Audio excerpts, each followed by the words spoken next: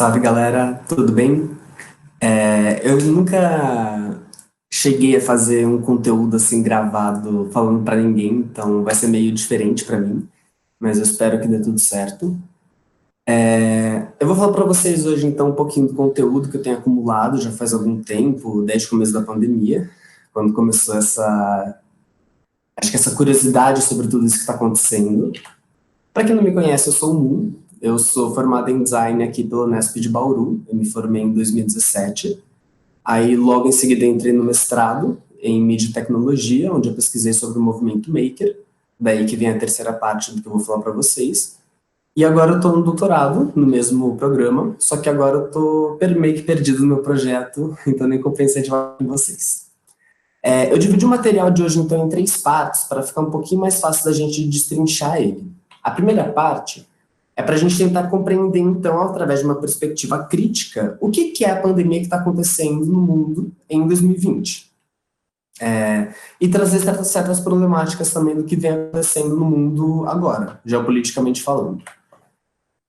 Esse GIF ele é ótimo porque ele vai mostrar para vocês meio que as dimensões de cada peste que assolou a humanidade ao longo das eras, para a gente ter uma dimensão mais ou menos de quanta gente morreu, de quando aconteceu, qual foi o intervalo. Outra coisa, gente, eu não vou ficar pausando muito em slides, porque vocês estão no vídeo, né? Então vocês podem pausar a qualquer momento. Então, quando for slide simplesmente de passar, eu vou passar, você dá um pause no vídeo e depois eu continuo rapidamente. Então, só para a gente conseguir entender, então, eu dividi em 10 pontos, para ficar um pouco mais claro da gente pegar ponto por ponto e entender o que está acontecendo. A primeiro deles, ele concerne sobre como surgiu essa pandemia, né? Primeiro que tem muitos boatos e rumores, teorias da conspiração, que por si só tem muito sentido, mas em teoria da conspiração ninguém dá crédito, né? Que dizem respeito que o vírus ele surgiu muito antes de dezembro. Ele já estava em outubro na Itália, já tinha indícios em setembro na China, de alguns médicos categorizando como síndrome respiratória aguda. Então teve muita problemática envolvendo quando surgiu. E aí isso deu meio que combustível para uma guerra híbrida que está acontecendo entre a China e os Estados Unidos. E aí surgiu toda a história do coronavírus, que o Weintraub falou, do China Virus, do Trump. Então tem toda essa estratégia política que vem sendo feita em cima da pandemia, né? Mas isso vamos deixar para outro momento. O que eu quero trazer para vocês são informações meio que precisas e pontuais. Então, para a gente conseguir pensar como surgiu essa pandemia, é necessário a gente conseguir entender o sistema agropecuário industrial que a gente tem no globo. Grande parte das causas das pandemias que podem vir a assolar a gente no futuro, e a gente tem grandes chances de ter uma nova pandemia em 5 ou 10 anos, é porque a gente tem, o primeiro fator, exploração de áreas silvestres, em que você derruba mata, você invade ecossistemas que estavam fechados, e ali podem ter certas virulências que você tira para fora. Quando você tem, dois, uma população homogênea geneticamente de gado, de frango, de porco, não existe sistema imunológico. Se um pega, todos pegam. E isso favorece, então, a zoonose, que é o contato do animal para o humano do vírus. E aí, grande parte, então, disso tudo deriva desse modo capitalista de tratar a natureza, vamos dizer assim. E aí ela está dando preço para a gente pagar, né? E, curiosamente, a próxima pode vir daqui do Brasil, se a gente continuar nesse ritmo devastador da floresta amazônica. Porque a gente sabe que existem muitos microbiomas dentro da floresta amazônica por si só, e que cada um deles tem certas espécies que podem carregar certas virulências. Então, na China, por exemplo, no mercado úmido, aconteceu porque você tinha consumo de carne silvestre. Porque exigia essa demanda, porque tinha gente que não podia pagar por carne certificada. Então, consumia carne silvestre no mercado úmido. O segundo ponto é que a gente vive num mundo globalizado e neoliberal. Então a gente tem que falar de capitalismo inevitavelmente, né, gente? A primeira coisa que eu queria trazer é, tipo, não existe o porquê da gente considerar um ponto zero ou o primeiro caso. Realmente deixa de importar quando você tem uma noção de que o vírus, não importa onde ele surja, ele vai dominar o globo. Se ele atingir algum ponto raiz do comércio global, seja uma cidade tipo Nova York, seja um aeroporto, seja uma bolsa de valores, esse vírus vai se espalhar. E ele revela o próprio movimento do capital pelo território também. Mas o ponto é, a gente está num mundo globalizado, então a gente sabe que tudo vai virar pandemia a partir de hoje, porque a gente tem um movimento intenso. A última pandemia que a gente teve, naquele GIF que vocês puderam ver, foi a gripe espanhola em 1918, desculpa. Então, olha que loucura, 100 anos depois a gente teve uma pandemia de novo. Só que os meios de transporte, galera, tá muito mais forte, tá muito mais fácil. As pessoas se locomovem muito mais, então é muito mais fácil carregar o vírus de uma ponta a outra do mapa. Na lógica neoliberal, a gente tem essa coisa de desintegrar o sistema de saúde. Então, o SUS começou a decair logo depois, quando o Temer começou a assumir. A gente tem também essa ideia, então, de um sistema de prontidão. Chega, você demanda recursos, você não tem estoque de recursos para lidar com pandemias, por exemplo. Então, a gente não tinha como sustentar uma pandemia. A gente teve que começar a comprar de lotes, junto com todos os outros países do mundo, para conseguir lidar com isso. E isso gerou uma falta de demanda. De demanda não, de produção. Era muita demanda e pouca produção. E a gente vai chegar a tratar disso depois lá no final da apresentação também. Mas o ponto é, quando você enfraquece o sistema de saúde, é muito mais fácil a letalidade da pandemia ser muito maior. Tem também um interesse muito grande da Big Pharma na ideia de uma vacina, numa ideia de um tratamento, numa ideia de uma exploração de medicamentos e de doenças. Então, tem muitas teorias da conspiração envolvendo isso também, que eu não vou conseguir tocar em profundidade com vocês, mas é muito interessante vocês pesquisarem. O terceiro ponto é quando a gente entra no planeta confinamento, ou na quarentena, quando a gente começa a, de fato, ficar em casa o tempo todo. E a gente começa a migrar para os nossos avatares, para a gente conseguir se comunicar com as pessoas. Então, o Giorgio Agamben, ele fez um ensaio muito ácido, falando, velho, isso é um ensaio neoliberal para ver o quanto que eles mandam na gente. Eles mandaram a gente ficar em casa e nós obedientemente ficamos. Então, esse é o grande problema. A gente não sequer questionou e reforça isso com todos os argumentos possíveis. Não que eu esteja questionando o confinamento, mas se a gente questionar a lógica de imposição e afirmação do confinamento por si só, é muito bizarro. Nunca a gente teve isso na vida. É meio que uma medida de saúde pública necessária para todo mundo, mas que a gente nunca questionou de fato a validade disso. Tanto que diversos cientistas falam que só o confinamento não adianta em nada. Tem que ter teste em massa, tem que ter um monte de outras coisas para fazer isso valer a pena. E a gente ficou isolado em casa, né? Então esse GIF é sensacional, porque ele mostra pra gente claramente como a gente tá. A gente fica olhando da janela, vendo quase ninguém na rua, se bem que agora tem bastante gente na rua, velho, que raiva. Enfim, né? Para não passar raiva, vamos passar o slide. E a gente escolheu quem são aqueles que devem sair de casa. Por isso que a gente tem uma problemática tão grande com os entregadores, com os motoboys. A gente simplesmente delegou às classes mais pobres e periféricas os trabalhos que ninguém poderia fazer. Ou seja, a gente escolheu no fundo quem vive e quem morre, né? Ou quem pode morrer. Quem vai estar sujeito ao vírus primeiro. E a gente também tem a lógica de que a gente começa a se comunicar cada vez mais por memes. Os memes na pandemia conseguem evidenciar o espírito da nossa época, o nosso zeitgeist. E os nossos avatares começam a ser um novo corpo que a gente tem. Então a gente não tem mais roupas para sair de casa. A gente tem coisas que a gente vai postar no nosso perfil. Então a gente, no máximo, põe roupa para ficar dentro de casa para postar nos nossos perfis nas redes sociais. Para fazer a existência, né? Porque agora a existência ela se valida, então, pelos avatares e não pela apresentação do corpo. E a gente se acostumou com o enquadramento dos ombros para cima, tanto que eu tô de samba canção aqui embaixo, porque ninguém vai ver, obviamente. E fiquem imaginando, então, como sou eu de samba canção. E a gente se acostumou, então, com o enquadramento para cima para a gente conseguir, então, lidar com as pessoas. Você põe uma camiseta, arruma o cabelo, escolhe o fundo, diagrama meio Wes Anderson e fechou. A gente tem, então, um novo meio de comunicação. Para isso, a gente tem um nome, então, chama subjetivação em rede. É cada um no seu celular andando em linha reta e ninguém nunca se comunica, a não ser pela mediação dos dispositivos e redes sociais. Então, isso é muito problemático. O modo de comunicação humano está sendo mediatizado pelo Facebook, por empresas, por plataformas, por algoritmos. Isso tudo é muito problemático por si só, mas daria uma temática de outra palestra, né? Então vamos passar. O quarto ponto, a gente conseguiu interromper diversas cadeias produtivas ao longo do globo. E isso vai causar uma enorme recessão global econômica.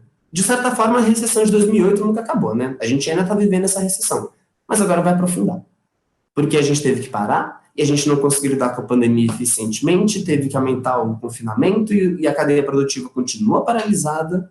Algumas, não todas, mas algumas essenciais continuam. E vocês veem que os produtos dos supermercados estão ficando cada vez mais caros e vão continuar a ficar cada vez mais caros. Então, no modo geral, a gente parou de consumir tudo aquilo que não era essencial. Então, eu parei de gastar em rolê e comecei a gastar em hambúrguer do iFood. No outro, eles pararam de produzir. Então, se as grandes empresas pararam de produzir certos commodities que não são essenciais, de outra perspectiva, quem fecha são os pequenos negócios, e não os grandes. Porque os grandes têm um colchão gigante de financiarizado por trás, que permite que eles sustentem por, às vezes, anos, sequer, sem vender muito. Mas eles conseguem, o pequeno empreendedor não, ele vai acumulando dívida e vai fechar uma hora. Então, no final das contas, são os bancos que vão controlar quem vai fechar e quem não vai por um sistema de crédito, né?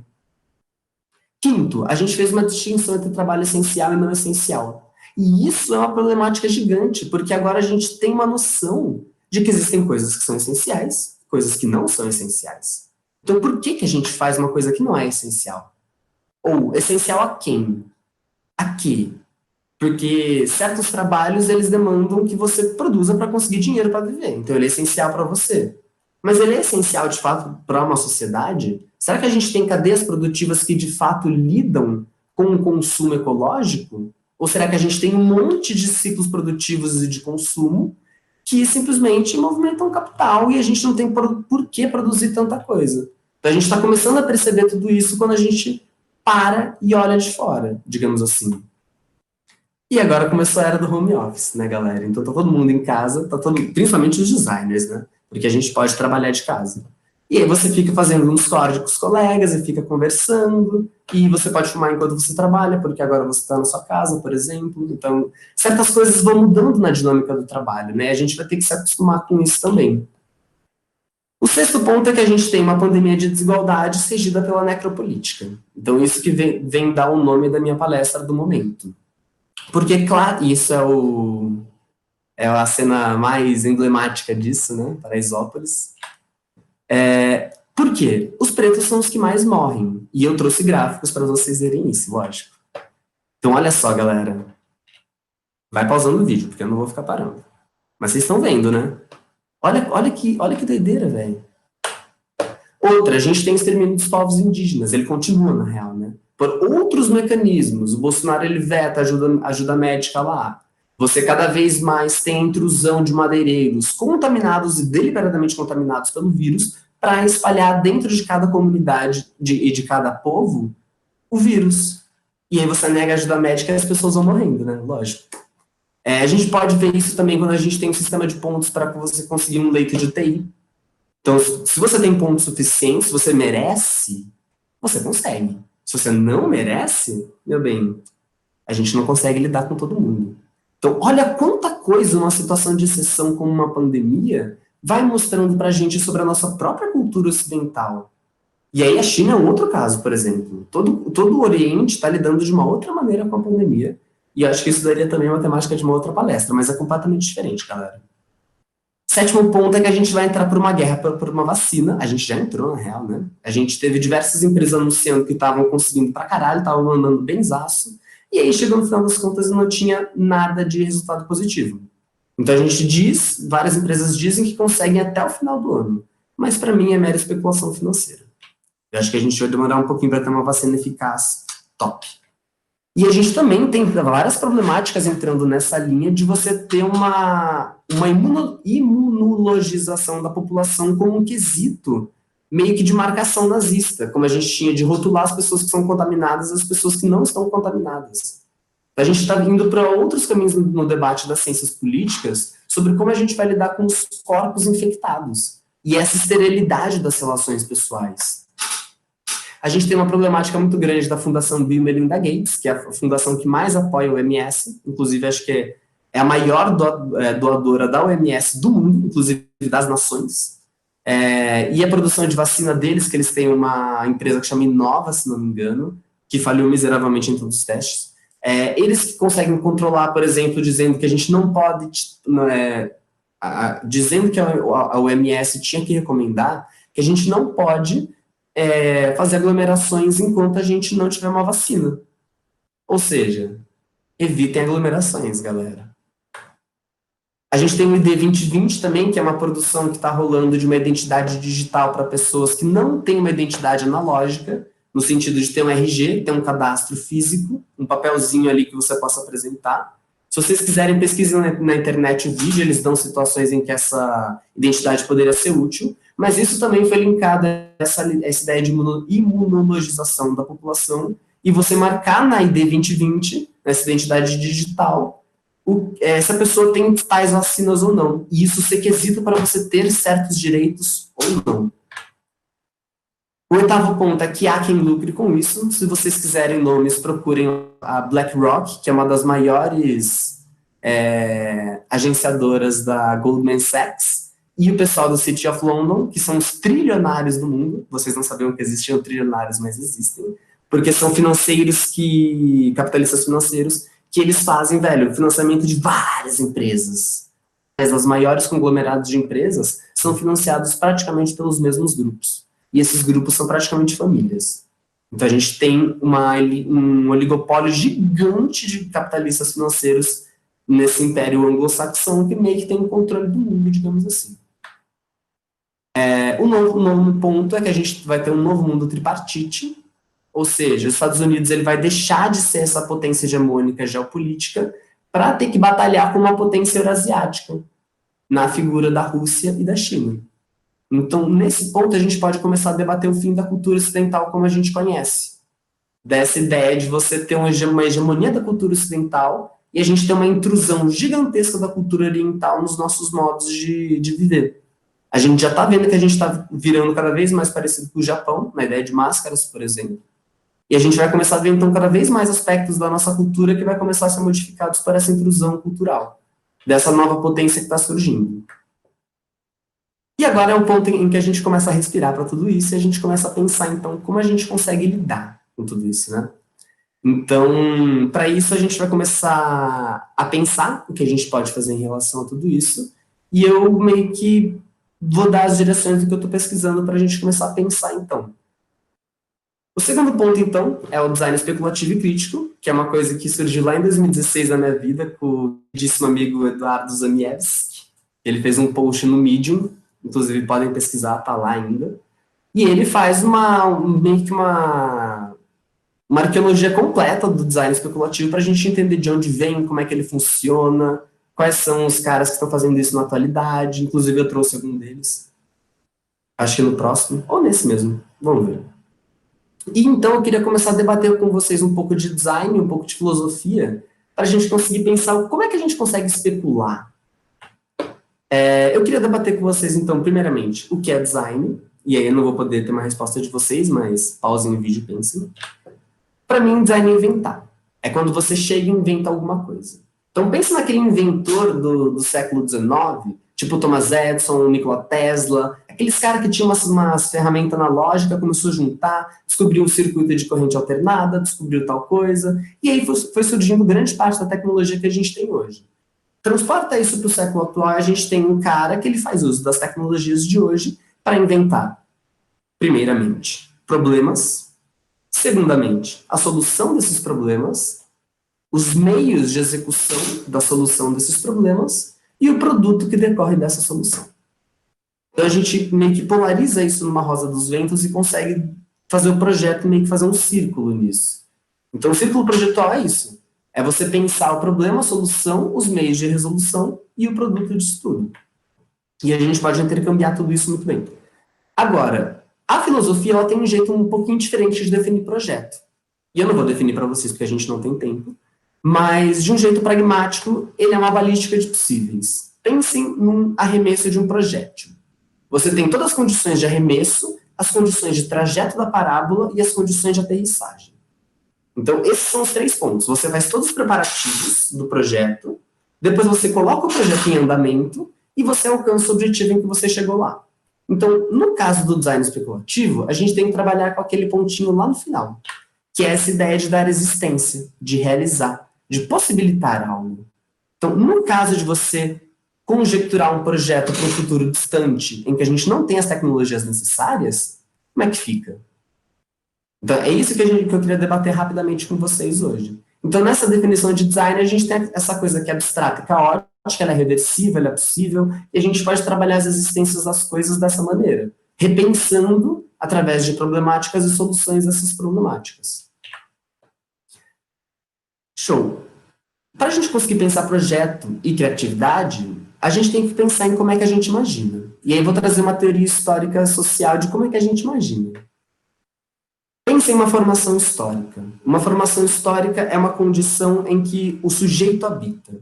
Nós habitamos uma formação histórica neoliberal, em que a tecnologia, pelo método, dominou todas as formas de relação.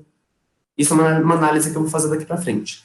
Mas para a gente conseguir pensar uma formação histórica, é meio que esse mundo que a gente habita. O mundo como é hoje é a nossa formação histórica. E esse mundo é regido por um conjunto de saberes, aquilo que se sabe, poderes, os jogos de quem pode e quem não pode, aquilo que se sabe, que se pode fazer, e os modos de subjetivação, que são as práticas de existência que o sujeito leva ao longo de sua vida.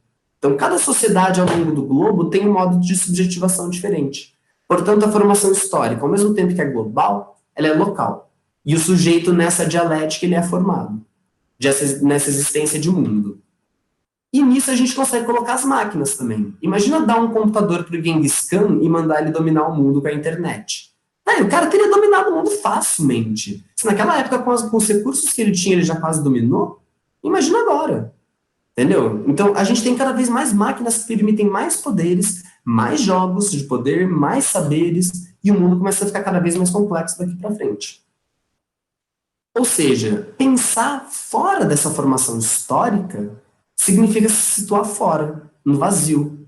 É quando você abdica de tudo aquilo que te cerca, de tudo aquilo que você vê, de tudo aquilo que você ouve, de tudo aquilo que é feito, para você entrar em outro lugar e pensar por intensidades. Então não existe mais a métrica do valor, do calor, de qualquer forma de sistema que a gente consiga medir as coisas.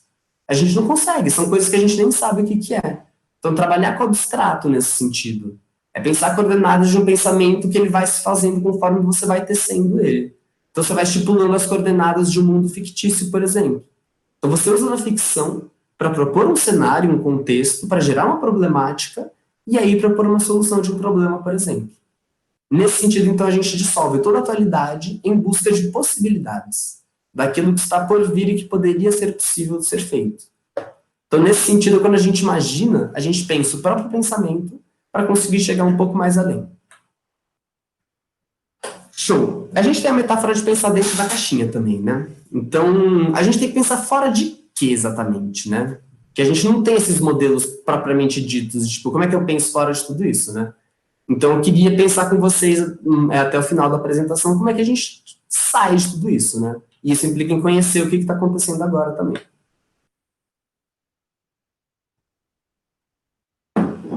É água, gente, na vida. Seguinte, então a caixinha que segmenta o nosso modus operandi, o nosso modo de pensar, é uma coisa que a psicanalista e filósofa Sueli Ronick chamou de inconsciente colonial capitalista ou inconsciente colonial cafetinístico. Cafetinístico, tá certo. Que é quando a vida se torna cafetinada por esse sistema colonial capitalista. Então, o que implica isso? Nós, do Ocidente, então a gente tem que fazer essa distinção clara. O inconsciente colonial capitalista é a forma ocidental.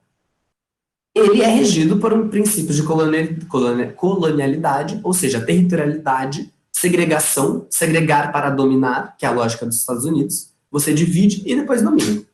Então, essa é a lógica colonial de pensamento, e isso é aplicado praticamente no modus operandi de todo mundo. E capitalista, que implica em fazer valor das coisas. E fazer valor através de mais valor. Então, o valor, ele se perde nesse ciclo infinito de sempre produzir cada vez mais. Então, esse é o nosso modelo de pensamento. Quer dizer que a gente pensa por mais-valia de código, a gente torna a diferença de qualquer procedimento sempre positiva, para que ela seja positivada em lucro, então, e medida, metrificada, e colonial no sentido de dominar as territorialidades em dizer o que é e o que não é. O que é branco e o que é preto, o que é homem e o que é mulher. E aí você vai segregando e vai dividindo para tomar poder de tudo. Nesse sentido, a gente pode falar que o regime atual, que é o neoliberal, ele faz uma captura de forças produtivas. Se você pensar o seu trabalho hoje em dia, o Flusser ele tem um texto muito bom que chama Para Além das Máquinas. Lá ele fala, hoje em dia ninguém trabalha por si próprio. Você não exerce trabalho para si. Você trabalha em função de máquinas que fazem o trabalho para outra pessoa. Então você trabalha em função de um computador que faz o trabalho para outras pessoas. Então o seu trabalho é em função de algo. Então a maioria das pessoas hoje trabalha em função disso, e não de um cliente nesse sentido, mas em função da própria interface da máquina. E a gente tem certos designers que conseguem fugir disso e inaugurar novas interfaces, novos meios de produzir. Mas quando você se limita ao próprio computador, você está inevitavelmente enclausurado numa interface que foi desenhada para ser feita de tal maneira, entendeu? Então, nesse sentido, a gente funciona em função da máquina. É que é uma discussão muito complexa, gente, mas se vocês quiserem entender mais, me chama no inbox. Mas o Flusser é muito bom para a gente conseguir entender isso.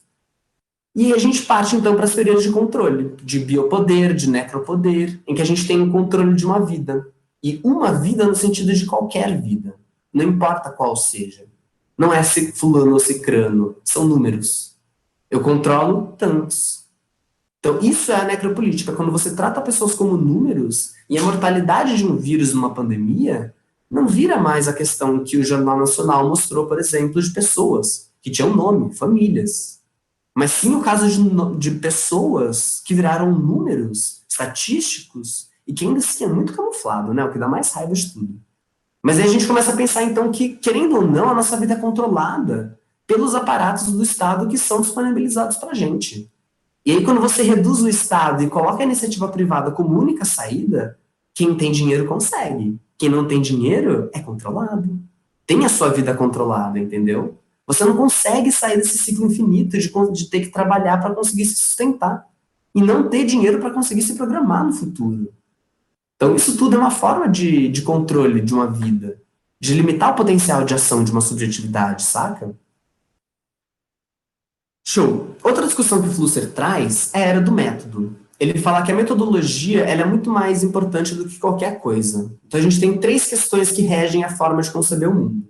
A deontologia, que diz como o mundo deveria ser.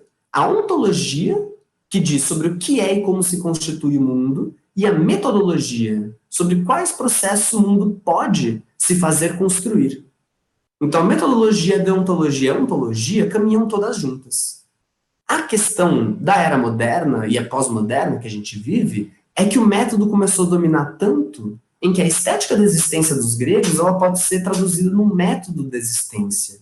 Hoje em dia não é mais o bel prazer de viver, mas viver em função de quê? E o que vai ser produzido nessa vida? Então, nisso, a lógica da máquina entra perfeitamente para a gente conceber como a gente pensa e o que é uma vida transformada em máquina. Opa, apertei errado. Foi. A máquina ela opera por código e o que não é codificado. Então, nesse sentido, existe o que é interior e o que é exterior. O que é conhecido e o que não é conhecido. Então, dentre os mecanismos de operação, o que não é conhecido vai ser interpretado como não conhecido e vai dar inválido. Por exemplo, num código em que tem um input desconhecido. Ele vai dar erro, porque ele não consegue interpretar um input desconhecido. A máquina é assim. Tudo que é desconhecido, ele tende a ser rechaçado, vamos dizer assim. Então o sistemão está aí para reforçar isso, né? Nessa ideia de que se você não pertence e não reforça o código da máquina nas suas ações, você vai ser rechaçado e vai ser excluído. Você vai ser colocado para fora da máquina, cada vez mais, digamos assim. E a máquina, ela opera através da lógica do moderno, de linearidade e seriação de processos. É a contiguidade de mecanismos, ou seja, uma engrenagem na outra, que conecta na outra, que conecta na outra. Ele surgiu com a lógica do vapor. O vapor ele tinha que ser passado em todas as máquinas numa linearidade lógica para alimentar o processo até o final. Quando surge a eletricidade, isso deixa de ser necessário, mas a lógica produtiva continua. Então a gente continua com essa lógica linear, que foi expandida pelo Fordismo e o Taylorismo, Toyotismo, não lembro, desculpa, que dizem, então, métodos de como você divide essas tarefas nessa linearidade para fazer o processo cada vez mais eficiente. Então, se uma pessoa fizesse diversos processos seguidos, é muito mais trabalhoso do que 10 pessoas fazendo 10 processos distintos ao mesmo tempo. Então, a otimização das forças produtivas se deu através da lógica da máquina sendo aplicada ao corpo humano. Isso chegou a tal ponto em que hoje a gente continua aplicando essa mesma lógica, só que a questão da saúde mental é muito importante e foi ignorada durante muito tempo. Se a lógica do trabalhador é condicionada pela saúde mental e pela forma como ele encara o mundo, a gente não pode esperar resultados fixos e cada vez mais progressivos de pessoas que não estão bem. Então, essa é a incongruência que a gente vive atualmente. Está todo mundo mal, está produzindo menos, mas se demanda que se produza mais. E a gente ainda vai chegar nessa lógica. Mas isso que é o mais louco de tudo. E a gente fica mal, logicamente, porque isso demanda demais da gente. Ou seja, você desgasta o indivíduo, você rouba as suas forças produtivas, para que no final de semana você só queira descansar. E não tenha tempo de sair numa passeata, por exemplo. Nesse sentido, que a gente tem que se ater mais é que a máquina ela produz realidade. Então, tudo que é codificado numa máquina, ela produz realidade a partir desse código. Então, pensa num algoritmo do Facebook. Ele gera a tua timeline ali. A cada momento, ele vai configurar certas bolhas que você vai ver na sua timeline. Pensa nesse sistema produtivo que vocês estão vendo aí. Ele produz donut. Ele reúne processos, insumos e métodos num mecanismo muito louco que, afinal de tudo, produz realidade. A realidade de alguma coisa. Então, nesse sentido, nessa perspectiva filosófica, tudo é máquina. Inclusive, o corpo humano é uma máquina. São vários órgãos que operam entre si, com diversas funcionalidades, que sustentam esse organismo que a gente tem e que permite a gente entender e dialogar com o mundo, né? Show! Nesse sentido, quando a gente começa a pensar com essa lógica da máquina e aplicar ela no pensamento do design especulativo, a gente começa a projetar um futuro. Então, a gente corre para algo, para um novo lugar. E a gente consegue pensar a partir da cultura humana que existem certas topologias que são muito conhecidas, sendo elas, principalmente, utopias e distopias. O moderno, ele tinha uma utopia que já se realizou. Nesse sentido, o Flusser fala que a história ocidental já acabou, porque ela já se realizou em Auschwitz. É um controle pleno da população. Isso é o que a gente tem de mais característico da cultura ocidental. Então, essa era a utopia do moderno que se provou ser a maior das utopias que a gente conseguiu enfrentar até hoje. Porque a gente ainda como é que foi possível tudo isso, né? E como é que foi permitido tudo isso. Mais importante, porque não existe culpado. Lógico, alguns mais culpados do que outros. Mas era uma lógica muito mais sistêmica do que pontual. Então, nesse sentido, a gente tem as utopias, que são os futuros progressistas e maravilhosos, e a gente tem as distopias, dentre elas mais conhecidas como 1984, Admirável Mundo Novo. Pensa na utopia como se fossem os Jetsons, por exemplo. Os Jetsons é a utopia do moderno. É essa tecnologia de cabo a rabo que facilita a vida em todos os processos. Nesse sentido também, o Bauman, ele tem um livro que ele lançou pós-mortem, recentemente, acho que ano passado ou retrasado, que chama Retrotopia. Ele fala que a gente deixou de se espelhar em utopias e começou a olhar para o passado como se fosse uma nova utopia. Então a gente pensa que a gente tinha mais segurança, mais liberdade, as coisas eram menos complicadas, e a gente tenta voltar para o passado. Não no sentido de voltar no tempo, mas de resgatar aquela organização no futuro. Só que a incongruência por si só disso é que ela é inaplicável, né? A gente não pode aplicar um modelo passado no atual. E a gente sempre, então, fica nesse ciclo dialógico de ficar frustrado porque o passado não volta.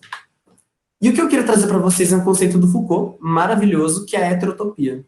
Ele não é nem bom nem ruim, que é o bom e o mal da utopia e distopia. Ele não é o passado nem o futuro, como a retrotopia.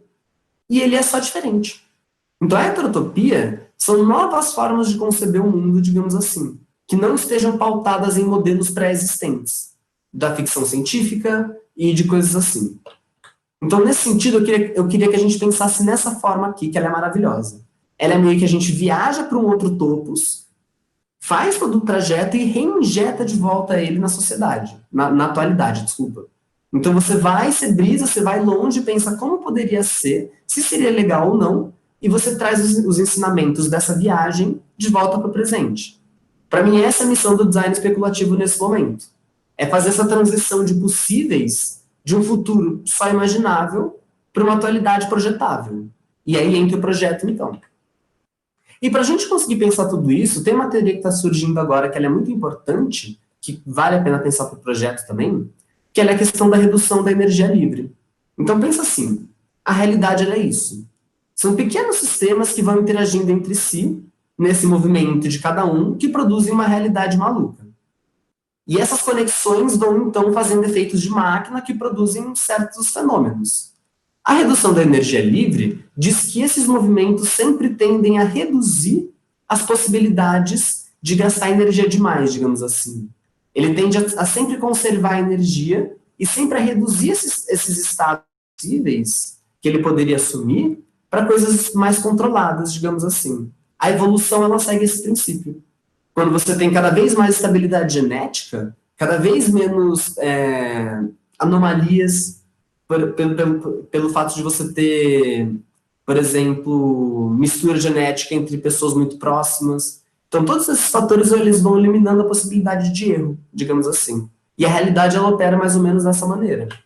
Quer dizer o quê? Se as coisas vão se acomodando de uma forma cada vez mais estável, surge então um princípio aí que diz que estratégias e táticas podem fazer as coisas continuarem ou fazer as coisas tomarem outro rumo. Isso chama ontologia da máquina de guerra.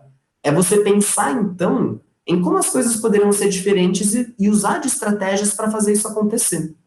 Então, nesse sentido, as máquinas elas têm um papel muito importante. Se a gente já viu que as máquinas elas são codificadas segundo esses princípios de realidade maluca que a gente tem, fica cada vez mais difícil, então, a gente ter ações através dessas mesmas máquinas que quebrem com esse paradigma.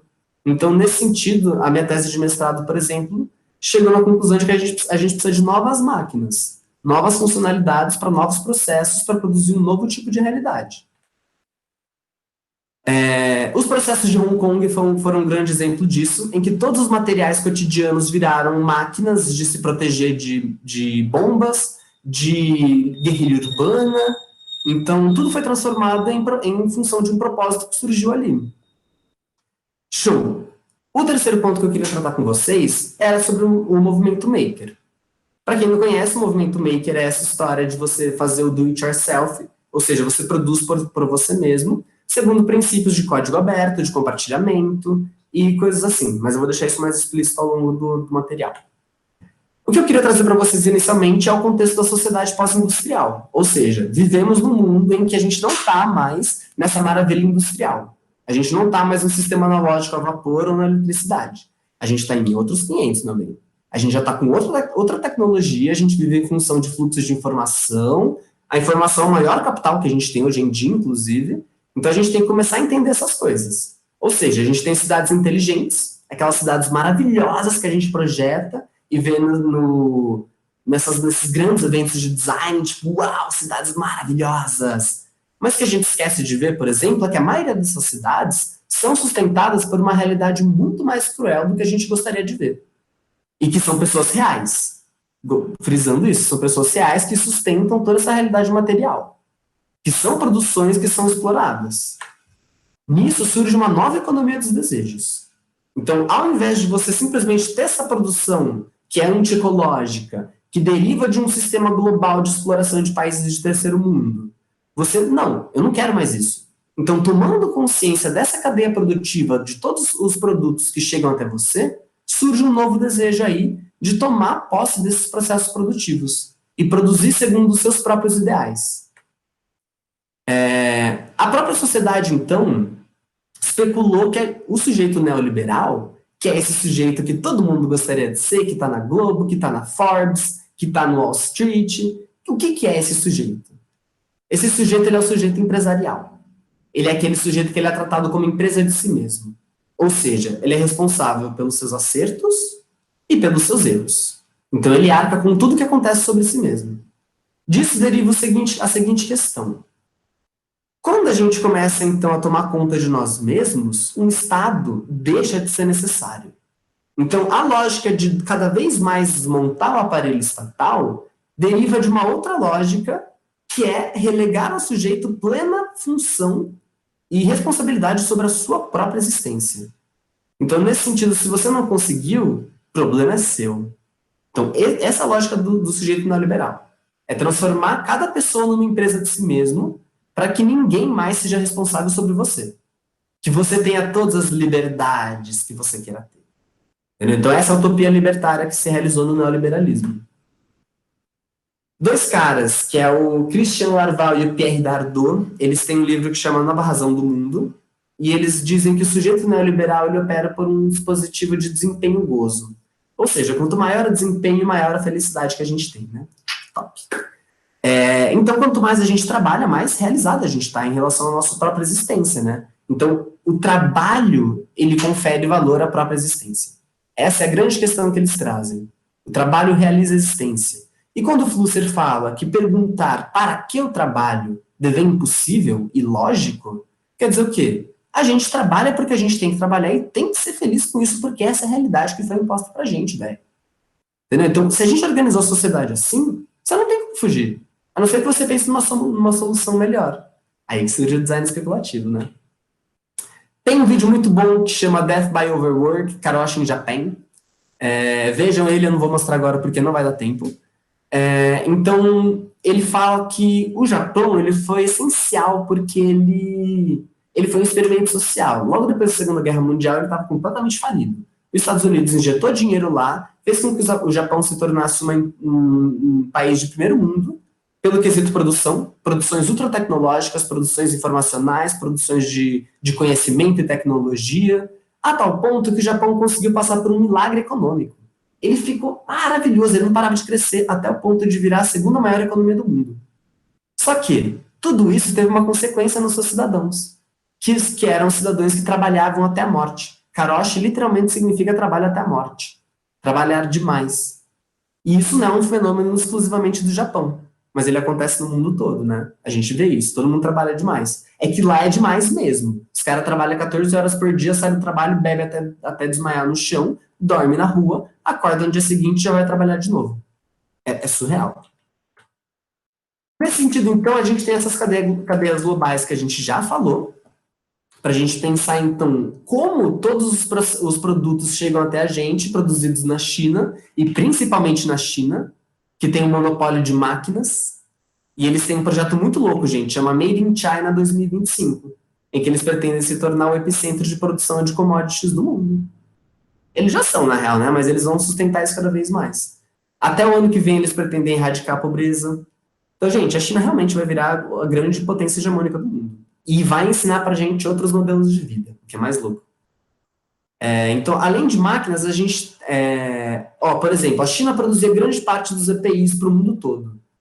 Agora, o que aconteceu? Quando a China começou a ter uma queda de cadeia produtiva por conta do isolamento do coronavírus, ele parou de fornecer para o mundo todo. E todo mundo começou a ficar sem. Aí surgiu todo o movimento maker e começou a produzir dentro dos Fab Labs e cada um com a sua impressora 3D. Surgiram projetos online, cada um foi imprimindo, aperfeiçoando, foi compartilhando e de repente tinham diversos modelos que você podia imprimir na sua casa e disponibilizar. Então, na Unesp de Bauru, por exemplo, a galera fez, sei lá, quantos face shields e doou para a comunidade local, que estava ali na linha de frente de enfrentamento do vírus. Então, tipo, não veio de fora, veio de produção interna. Isso é que é mais louco. O movimento maker tem muito potencial. A gente tem de informações também. Então, eu queria trazer, por exemplo, gráficos que a gente já teve. A gente produziu muitos gráficos sobre tudo isso que já aconteceu na pandemia. A gente produziu informações sobre como a gente deveria ficar em casa, sobre como a gente deveria fazer tal coisa, métodos contraceptivos não higiênicos. A gente teve projetos dos mais diversos. Vocês podem entrar na página do Design Ativista, por exemplo, para ver tudo que eles já ressaltaram durante a pandemia. A gente teve projetos de novos hospitais de campanha, baseados em containers. A gente teve projetos de parques, de feiras. Que mais que a gente teve? Projetos para aeroportos, em que você teria a inspeção do pessoal que chega e que vai embora. Tem um coletivo que chama Plastic Fantastic, que eles gostam de brisar muito nessa ideia do plástico, e de bolhas e pílulas, e de isolamento através do plástico. E esses são eles. Então a gente tem novos projetos pensados para o novo mundo, que é esse novo mundo pós-pandemia que todo mundo está falando, né? E que ninguém, no fundo, sabe o que vai ser, né? Mas será que esse mundo é possível realmente? Será que ele vai acontecer mesmo? Porque todo mundo está falando, mas ninguém está fazendo nada. Se a gente quer um mundo novo, a gente tem que começar a trabalhar para esse mundo novo começar a vir a se realizar, né? Senão vai ficar muito difícil a gente começar a enxergar essa utopia se realizando. Daí vem a necessidade de novos projetos. Então, por exemplo, quando a gente tem um governo ausente, o que a gente mais deveria ter seria uma população presente. Uma população que faz valer os princípios da Constituição. A Constituição como uma norma de conduta da vida em sociedade. A Constituição que já foi rasgada e jogada no lixo tantas vezes por parlamentares que estão por aí há muito tempo e que perpetuam a nova política, são as pessoas que impedem que a população de fato consiga tomar o poder do seu rumo, por diversos mecanismos que a gente já conversou. Então, o que o movimento maker traz de ensinamento para a gente é que a gente pode começar a pensar a descentralização da produção como o grande lema dos Panteras Negras, poder para o povo, power to the people, galera.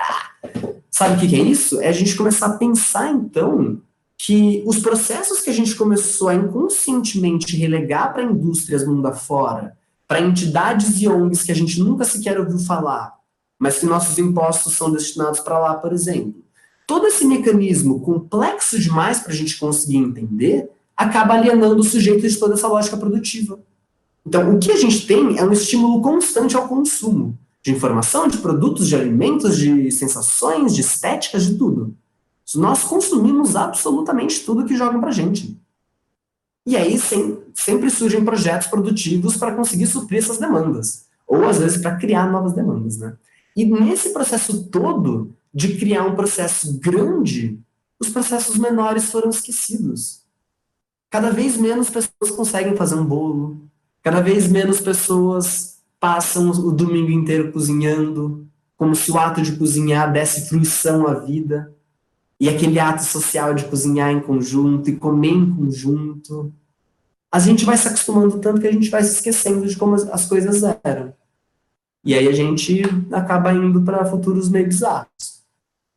Então o que a gente tem que ter em mente é que nessa ocasião a gente tem que pensar em novos futuros possíveis. Novas formas de conceber para onde a nossa sociedade está indo.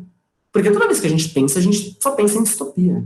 A gente tem Carbon Altered, que é uma distopia para mim maravilhosa, que reflete pra caralho o que pode vir a acontecer. Por quê? Porque a gente tem mecanismos perversos em ação que a gente tende a ignorar, mas eles estão aí, eles continuam atuando. E a gente cada vez menos começa a pensar neles para, de fato, conseguir pensar que a gente pode fugir deles. Então a gente começa a ver eles e começa a aceitar que eles estão aí para acontecer e que as coisas são assim mesmo, e os futuros que a gente consegue imaginar realmente são ruins. E essa cena de Sense8 para mim é muito da hora. É a galera reunida para falar, e aí, o que a gente faz? É mais ou menos isso que tem que acontecer. Então, se a gente está numa atmosfera tóxica, e olha que louco, tem vários autores falando isso desde 2017, 2018. Véi, a gente já estava sentindo isso chegando faz tempo, era só uma questão de tempo. Inclusive, a galera do Big Pharma e Big Flu já sabia que era realmente só uma questão de tempo até a próxima pandemia. Então a gente está nessa atmosfera tóxica e a gente tem necessidade de respirar. A gente tem falta de ar. Inclusive, é muito simbólico o fato da ansiedade ser um dos maiores males da nossa civilização atual e ela, de fato, causar falta de ar. Ninguém mais tem tempo de respirar sequer. A gente está tão rápido, a gente está tão frenético, tão fora de si, que a gente esquece das coisas mais básicas da vida. A gente esquece da manutenção da vida. Os gregos, eles prezavam da manutenção do corpo e da mente como ápice da estética da existência. Quer dizer que, de fato, então, a gente mudou para uma existência que se resume ao método, aos procedimentos que ela executa? Então, nesse sentido, eu digo que a gente tem urgência. A gente está com uma realidade que cada vez mais demanda que a gente seja rápido. A gente tem necessidade de novos projetos, de novos futuros possíveis, de novos mecanismos que a gente consegue inaugurar. Tem que ser pensado para agora, gente. A gente tem que começar a dedicar um tempo para pensar como é que a gente consegue desviar nessas utopias que estão dominando o imaginário coletivo. E, de fato, pensar projetos que tenham um impacto real.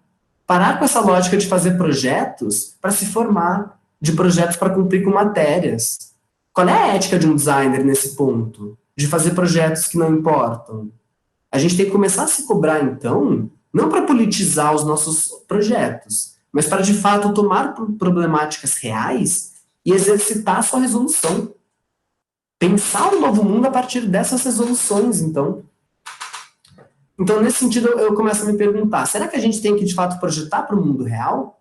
Sendo que o mundo real cada vez mais se mostra essa coisa maluca e bizarra?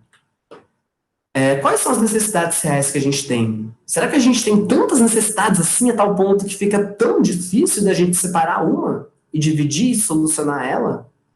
Então, isso são problemáticas realmente bizarras. Porque para a gente conseguir dissociar pontos por pontos e ir solucionando tudo, velho, é um trabalho de gerações. Mas a gente tem que começar em algum momento, né? Atacar ponto por ponto e começar a solucionar, então, essas coisas. De pensar um design que cada vez mais tem um pensamento descolonial, um pensamento que traga a igualdade dos corpos, sei lá, tem muitas questões que a gente pode abordar nos projetos, mas que a gente acaba ignorando, na maioria das vezes. Nesse sentido, eu tenho alguns pensamentos de futuros do design muito promissores. Um deles é o design estratégico, é o design de ligação, que vai permitir que a gente ligue diversas áreas dentro de um mesmo projeto, porque os projetos vão começar a ficar cada vez mais complexos, isso é fato. Então a gente precisa começar a ter pessoas capazes de coordenar todos esses projetos, senão as coisas não vão andar para frente.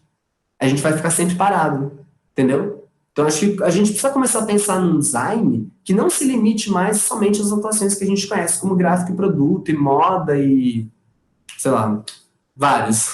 Digital, entendeu? A gente tem que começar a pensar, então, em um design que comece a pensar possibilidades de projetos reais, baseado em conhecimentos reais, pessoas reais, entendeu? Eu acho que é isso que a gente tem que começar a pensar, estratégias de articulação de pessoas, de realização de projetos sociais. Isso tem muita necessidade. Outro é o design da exceção. É uma coisa que está sendo exercitada principalmente pela extrema-direita. Essa ideia de fake news, de você criar ferramentas que possibilitem um estado de exceção, porque no estado de exceção vale tudo por algum objetivo específico. Então, todas essas questões é uma coisa que a gente tem que pensar em ferramentas para combater tudo isso. Então, é meio que uma contra-revolução do design de exceção, olha só. Então, a gente tem que começar a ter projetos complexos, galera. A gente não pode mais pensar projetos que sejam simples. Projetos têm que ser necessariamente transdisciplinares agora. Senão a gente não vai conseguir sair de onde a gente está. Se a gente admitir uma sociedade global tão complexa quanto a gente está, a gente tem que arcar com as consequências. A gente tem que fazer uma sociedade que de fato funcione, baseada em preceitos reais. Nesse sentido, o design, ele tem um grande potencial para articular essa realidade. Transformar meras suposições e possibilidades, através do projeto, em realidade. Projetar para um novo mundo, portanto. Projetar principalmente para onde a gente quer ir. Porque a gente carece sequer de um futuro que as pessoas concordem para onde a gente tem que ir. Esse é o maior problema, na real, né?